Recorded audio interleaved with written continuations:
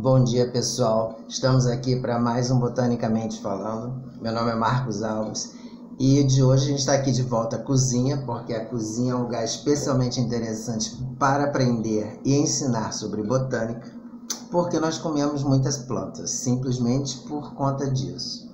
E hoje eu vou falar de uma coisa que é bastante curiosa no mundo biológico, vamos colocar dessa forma, porque tem várias coisas que se parecem, mas na verdade elas não são verdadeiramente o que elas parecem ser. Então eu trouxe para vocês um caso específico do que a gente na botânica chama de pseudofrutos. A palavra pseudofrutos, ela representa, significa falsos frutos, ou seja, é um fruto, parece um fruto, mas não é um fruto. Por isso a gente chama tecnicamente de pseudofruto.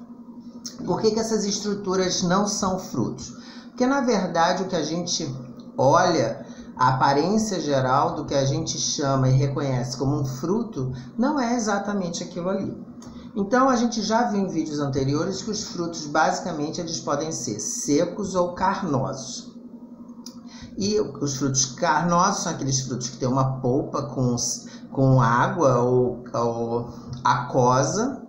E os frutos secos são aqueles que, à medida que eles vão amadurecendo, eles vão desidratando até que eles ficam com o aspecto literalmente seco, desidratado, que é um processo natural na fase de amadurecimento do fruto, quando então as sementes estão prontas para germinar.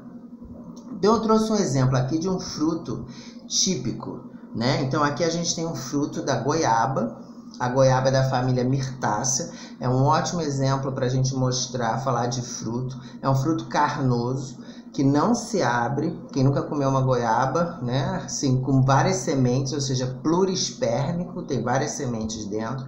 E uma coisa interessante para a gente dar aula com a goiaba é que é fácil da gente ver que esse fruto ele veio de um ovário ínfero. A gente sabe que o ovário, depois que ocorre a fecundação, ele se transforma no fruto, e o óvulo, depois que ocorre a fecundação, se transforma na semente. Então esse fruto era de um ovário na flor, de uma espécie da família Myrtaceae, o gênero Psidium, ínfero. Por que eu sei disso? Aqui é onde ele se prende na planta e aqui é o resto da flor. Essa boquinha que a gente vê aqui, na verdade, é o cálice da flor. Então a flor estava aqui em cima, o ovário embaixo da flor. Isso, entender o que é ovário ínfero e supra, em geral, é muito difícil para o aluno da graduação em biologia. A gente normalmente não ensina isso no ensino fundamental ou médio. Mas na graduação em biologia, em agronomia, engenharia florestal, isso é um aspecto muito importante porque faz com que a gente diferencie diferentes grupos de plantas, de angiospermas. Então aqui Myrtaceae é um excelente exemplo para a gente entender um ovário ínfero. E a gente pode ver isso no fruto. Aqui é o sobra da flor. Então esse é o fruto típico, verdadeiro. E agora eu vou mostrar para vocês 3 coisas que a gente jura que é um fruto, mas que não é um fruto, é justamente o que a gente chama de um pseudofruto. O primeiro exemplo é a pera. Pasmem, a pera não é um fruto. O fruto da pera, o que de verdade é o fruto, está aqui dentro e eu vou abrir para vocês verem. Outro exemplo do que não é fruto eu trouxe aqui, a maçã. Sim, a maçã da Adão e Eva, comeu a maçã, etc. A maçã também não é um fruto. Parece um fruto? De verdade, mas a gente chama de pseudofruto, porque o fruto da maçã, na verdade, ele está lá dentro. A gente só consegue ver o fruto da maçã quando a gente corta a maçã, e a gente vai fazer isso também. Então, são 2 exemplos.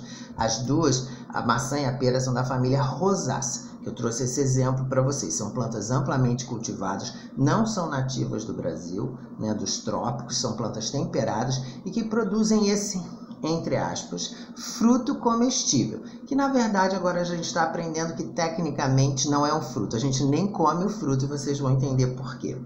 E por último eu trouxe uma espécie brasileira, nativa do Brasil, que ocorre em vários ecossistemas do Brasil, ocorre no Cerrado, ocorre nas Restingas, é uma espécie, é um produto maravilhoso, amplamente utilizado no Brasil.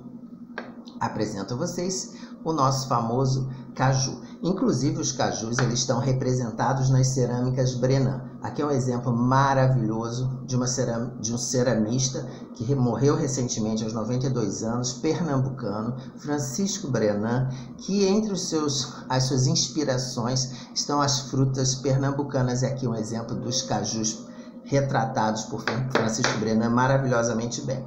O caju, então, ele não é um fruto, também é um pseudofruto. O que a gente come do caju, que é essa parte aqui, ela não faz parte do fruto propriamente, porque como a gente viu, a definição de fruto é o ovário que se desenvolve. Essa pequena parte aqui em cima, que é a castanha, é que na verdade é o fruto do caju.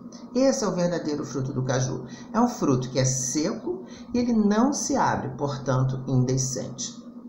É um fruto, inclusive, que tem uma resina fortíssima, característica, essa resina, da família Anacardiaceae, que é a família também da manga, do cajá, da cajarana e da siriguela.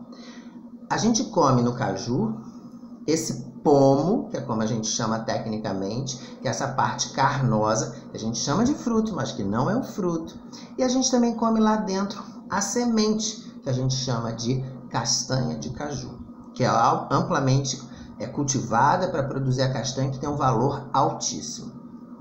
A polpa, que a gente chama de pomo tecnicamente, ela também é muito utilizada na indústria alimentícia para fazer suco de caju, vende com uma polpa in natura, com uns doces também, muito comum. E o caju ele é muito bom para comer como um legume, ou seja, você pode fazer um guisado com caju que fica delicioso. Caju no forno ou na churrasqueira com sal e pimenta do reino é delicioso. Pode tentar que você não vai se arrepender.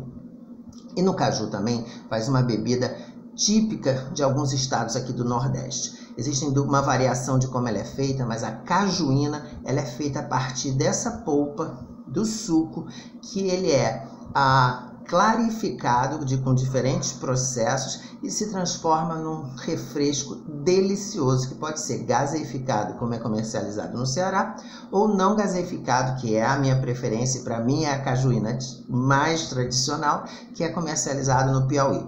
Um produto de alta qualidade, regional, mas que tem potencial para se espalhar pelo país todo e ser, obviamente, exportado. Então aqui a gente usa o suco in natura, para doces, etc., e para diversos refrigerantes industrializados, como, por exemplo, a cajuína.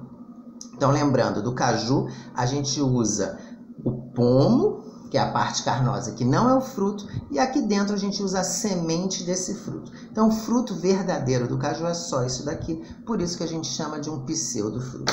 No caso da maçã e da pera, eu vou cortar para vocês, eu vou fazer um corte do que a gente chama um corte longitudinal no fruto. Então, eu cortei o fruto, a maçã, eu cortei nesse sentido aqui, comprido, longitudinal. Se eu tivesse feito um corte nesse sentido, seria um corte transversal. Então, eu fiz um corte longitudinal. Repare aqui, essa é a maçã.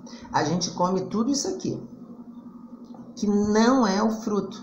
Na verdade, o fruto é só essa bolsinha que tem aqui. Quando você corta a maçã, você já reparou que essa parte aqui, inclusive, ela é um pouco dura, né? Então, é aquela forma, essa bolsinha onde estão as sementes. Se a gente tem fruto, a gente tem semente, né? A não ser que a planta seja melhorada geneticamente para que não tenha semente. Mas na natureza, a gente tem um fruto e a semente aqui dentro. Então, essa pequena região é que, na verdade, é o fruto da espécie da maçã.